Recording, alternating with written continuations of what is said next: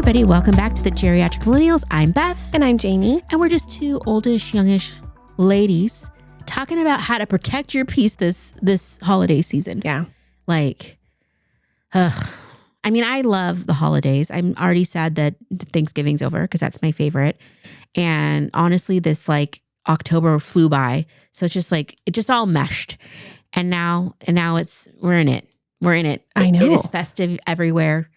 It is songs of joy and merriment everywhere, the expectations of the holidays and all of the traditions that go with it. And it's just like, oh my gosh. It's a lot. There's a lot. It's so much. Yeah. And I don't know. I think especially for women, there's a lot of pressure to make the magic. Mm-hmm. Even if, like, I don't have kids, but guess what? You better be damn straight. I'm making magic for my cats. Okay. And you might be like, Beth, that's too far. I'm like, you shut your mouth. Yeah. Okay. We already took our holiday photos together. Anyway. But today we're talking about protecting your peace this time of year. I mean, any time of year. Well, because there's so much additional activity on top of just everyday life. And everyday life is a lot. Yes. Everyday life is still work. It's still, cleaning, cooking, like eating, like surviving. Yes. Just like daily chores and care tasks that we have to just live life. Mm-hmm. And then you add on top of that a lot of stuff. Yeah. That is time consuming. Mm-hmm. That can be fun, but also like, is it? And then we are bombarded constantly by like, spend your money here, spend your money here, Yes. spend your money here. And culturally, like there's great expectations created to like do this checklist of like all these things. Yeah. And it can feel overwhelming and stressful. Well, and my senses get overloaded with all the lights and the sounds and the like. Of course, I love holiday Christmas music. I love that kind of stuff. However, when you go into every store and it's blasting and then there's a freaking, you turn a corner and there's a snowman waving at you. And then there's just like, I love the little bell ringers for Salvation Army, but oh my gosh, just hearing that, it's just like, there's too much. Yeah, it's a lot. Too much. It's a lot. Okay, so my first thing is just to say no to stuff. Oh, like, nice. To just say no. Like, it's okay to say no to some things. Mm-hmm. Not everything is going to be a yes. Like, not everything can go on your calendar. You're not going to do everything or be everywhere. And it's totally okay to say no. Like, to an invitation or to an expectation. Yeah. I mean, Mary-Kate and Ashley Olsen, they have said before, like, no is a complete sentence. I love that. You don't need an explanation. Yeah. You don't have to say anything other than no. Yeah. It's okay to say no. So that's one way to protect, to help protect peace. Like if something isn't feeling right or it's just feeling like too much, then say no. Mm-hmm. Absolutely. Easier said than done, but absolutely. Yeah. Okay. This one might be controversial, but just mute people on social media. Oh. So I just heard this theory. I don't even know where it's from, but basically it's the grocery theory. So if you are at the grocery store, you know how sometimes you see that person in the distance and you're like, oh crap. And you dip and you dodge and you go into a different lane or a different aisle. That person is someone you probably shouldn't be following on social media. And I was like, oh, that's a great gauge of should I be following this person? But like if I saw them in real life, would I want to engage? Yeah. And if you're like, if that first instinct is a wince or I really don't want to, maybe not be watching their life. And I get it. Like, I wish we lived in a way that it was sometimes more authentic and people didn't care, but some people very much care about their followers and they will notice if you unfollow them and things, and that can cause strife in friendships. But there's this beautiful thing called mute. And I can mute all your stories. I can mute your posts, and we stay quote unquote friends. No hard feelings, but I don't have to see your stuff. I love that. Yeah, and sometimes this time of year, it's just a lot when you see someone. We've talked about this before about how it's the highlight reels of someone's life. Yeah, and so if you're struggling or if you're just not feeling it, and all you're seeing is like picture perfect Hallmark moments, it can be like just as daunting. Or I've also had people that we all know I'm a little storm cloud, but I don't like seeing storm cloud stuff all the time. I've had to mute a couple people on social media that just every post is just very like a downer. Angsty. Yes, yeah. It's too much. And I'm like, I'm so sorry that you're having so many struggles and drama and stuff, but like like, I can't see that you have 15 stories, because honestly, the side of me that is has this compulsion to like complete the story, so I don't have any, dots. I have to mute you now. So that has protected a lot of my peace. Good. Okay. Another one. This is one that I think can apply to like yourself, but just in general. And that is to reduce the expectation, lower the expectation, especially on myself. Like, so an example of that is going to a holiday party. And let's say I'm going to bring something, and, I have this recipe that I've been wanting to make. And like, I feel like it's, I've created this expectation, like this is what I need to do, but it's creating stress because I need to like make all these arrangements and make sure I have the ingredients and make sure I have the time set aside and all of that. And sometimes that just feels like too much. And I just want to say to myself and to other people, store-bought is okay. Yeah. Like, let go of the expectation. Like, other people don't necessarily really care or might not make a very big difference at all. But it could make a huge difference to me. Yes. In my time and in my stress level. And so I can, go pick up that assorted cookies from the store versus like baking them all myself or something, as an example. Yeah. So lower those expectations. Kind of piggybacking on yours, like in recent months, because there's a lot of parties and things, and I was getting anxiety before parties and stuff, and I realized because like I hadn't thought it through, or I hadn't planned or whatever, and then I would not have what I needed, and so that I just wouldn't go to the party. And so now sometimes I just show up empty-handed, and like 9 times out of 10, there's so much food, like nobody even notices. And it got me to the party. And I realized that like my close friends, I think would, and maybe this is a whole thing, but I feel like my close friends would rather have me show up and participate in life and be with them than me freaking out that I didn't buy a bag of chips or bring sodas or something. So that has been kind of lowering that expectation on myself of just like, you know what, the expectation in general was that I was going to come to the party. So let's just make that happen. And then that's a win. Yeah. And then if you do have the energy to do anything else, great. If not, you got to spend some time with your friends. So, well, and I'm not sure where that expectation has come from for you to bring something to every person's house that you go to, because I feel like that's kind of a common theme that I've heard. Like, oh, I can't show up empty-handed. Like I can't, like I have to bring something. And I get that. Like, as the person who hosts a lot, I really appreciate when people bring stuff for sure. And especially if I've like asked them to bring something, that I feel like is a little bit different. Yeah. But I'm not bringing anything to a potluck either. No, if I haven't asked you, but like to show up, like, because it's just too much and you can't get, it's just too much. And rather than letting that like prevent you from going, yes, I totally agree with you. Like, just go and show up empty-handed. But why do we have this expectation? Is that like a cultural thing? I don't know, that you have to bring something. I don't know. I part of me feels like it's a little bit of an age thing. Like a good friend's, as you get older, bring something. Yeah, maybe? and I also think like I've heard people say like my mom taught me like never to show up empty-handed. Yeah. Like always bring something, and I think that's a good value on one hand, but only if you're in a place that is a healthy thing for you to do. Absolutely. And we're all at different levels. Like it's okay if you don't. Yeah, love that. Okay. Ready for more? Another way?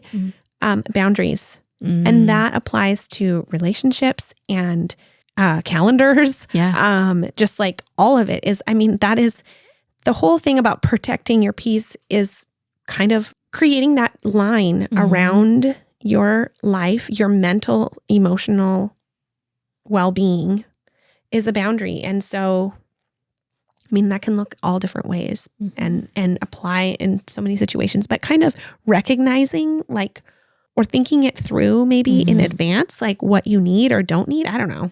Well, I love sister wives. And so, this isn't recent, but like 2 Christmases ago, they had there was a lot of talk about COVID still, and their family had a lot of strife over that. And there was a lot of fighting, and they made a rule that you couldn't talk about politics or COVID or anything at the Christmas table. And it helped them. Again, do I really know if it helped them, guys? No. Do I know them? In the show. But in the show, it felt like it did. That's a really good, I think, thing to keep in mind, that it's okay to have that boundary and to communicate that in advance.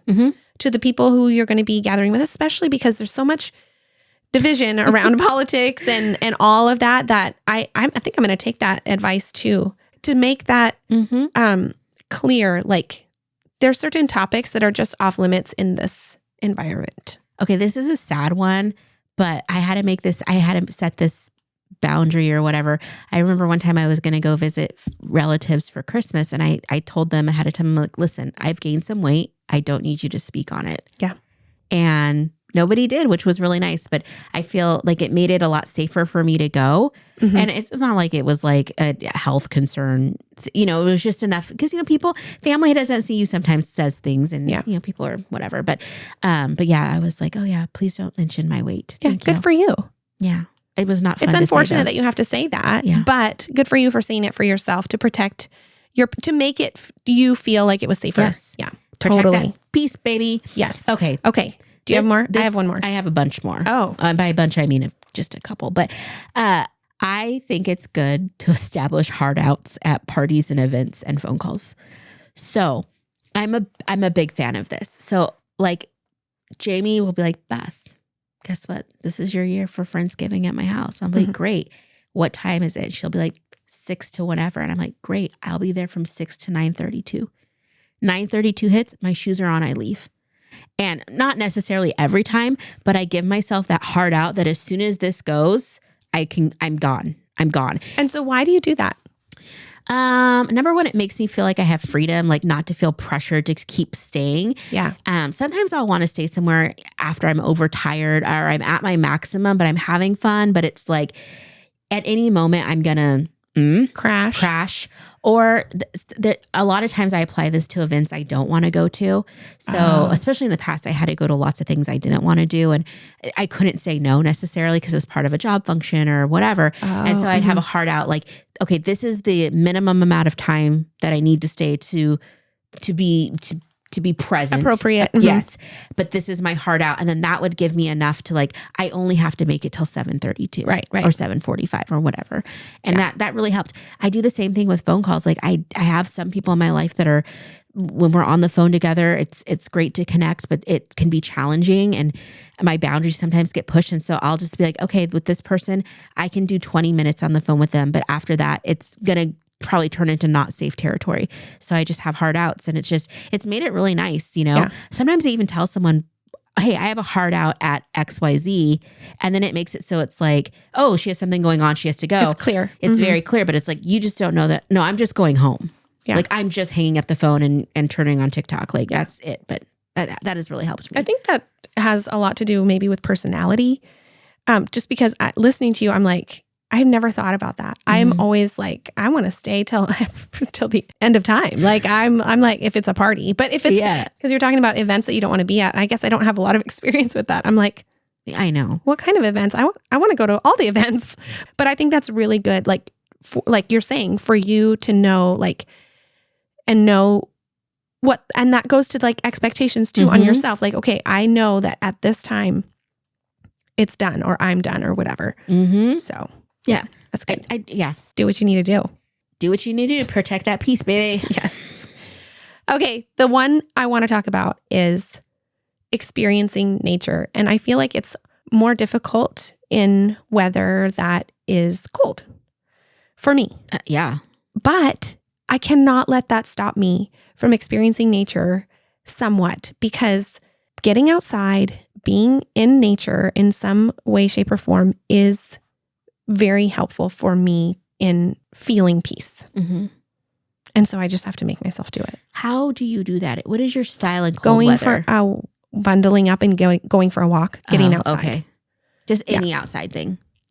Mainly walking though. Mainly walking. Okay. Yeah.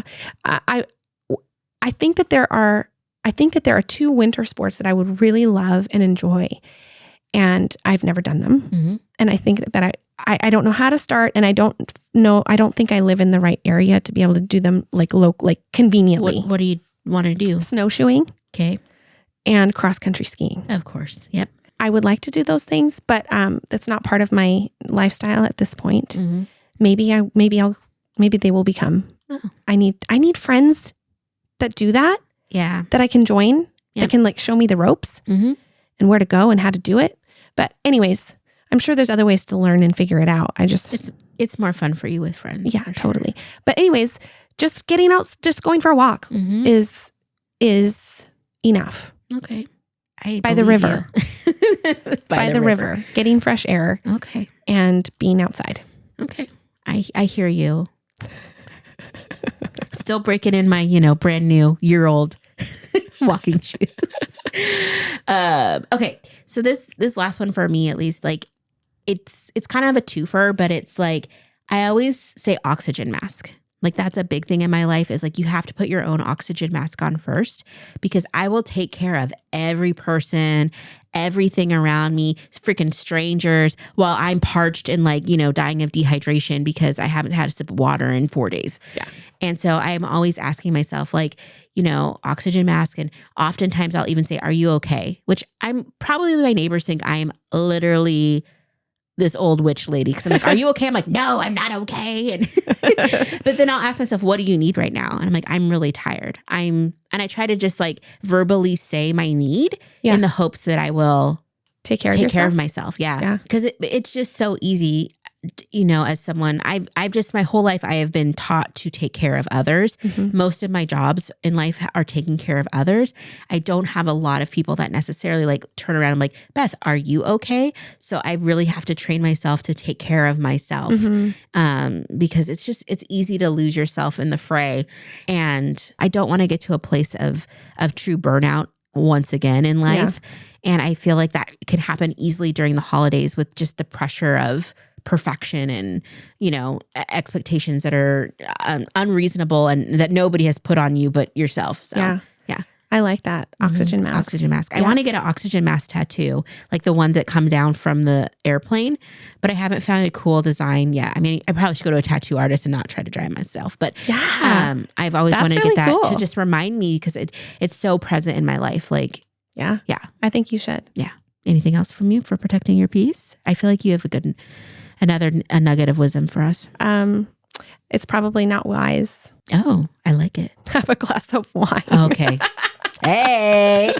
I like that. Indulge a little bit. Well, just relax. Take a minute to relax. That's it. Okay. Well, though this is good. So like not at the holidays, but in other situations, like, I would take kids on youth mission trips or we'd be on a family trip and there's just a lot going on. Oftentimes I like to go find a quiet place just for even a half hour, just to shh. Yeah. And that helps so much to just be like, okay, I'm back in it now. Yeah. Yeah. But yeah, that relaxing portion is really important. This is going to be the year of the Christmas cocktail for me because I just need it. Okay. I thought 2023 was going to be a simple year and I feel like it was a lot still. And like, now is my time to unwind. Like I get some vacation soon and I'm just ready to just like, okay, it's going to be a 1950s Beth of just having a cocktail when I come home from work. And, here's to peace this holiday season to everyone. Peace out. Oh my gosh.